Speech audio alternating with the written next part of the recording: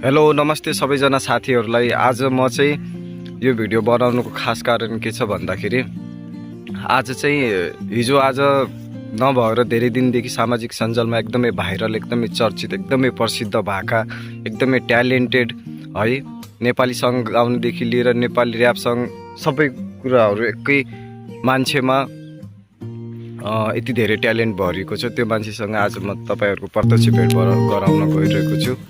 स्वागत छ तपाईँलाई।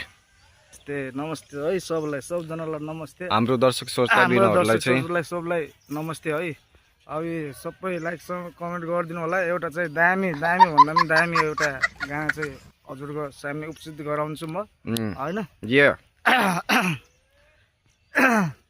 ऱ्याप सङ्ग जाओस् न त कोरेन सर। ल एउटा ऱ्याप सङ्ग एकदमै सुन्ने पचाउनेले पचाउँछ, नपचाउने मुखमा आउला कोचरी साध्य हुन्छ।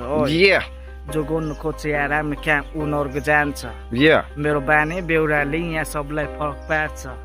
जब हान्न थाल्छु ऱ्याप 81 रगत तात्छ। कि मेरो कहानी भयो एकचोट एक गल्ली बाटो, कसैलाई मद्दत मागेन लागे म फरक बाटमा। इन्काउन्टर छ रे तेरो नाम पत्रिकाले खबर छापेछ, त्यस्तो केही मतलब लागेन हेर्दिन समाचारमा। ल हेर बेर म जादिन जेल।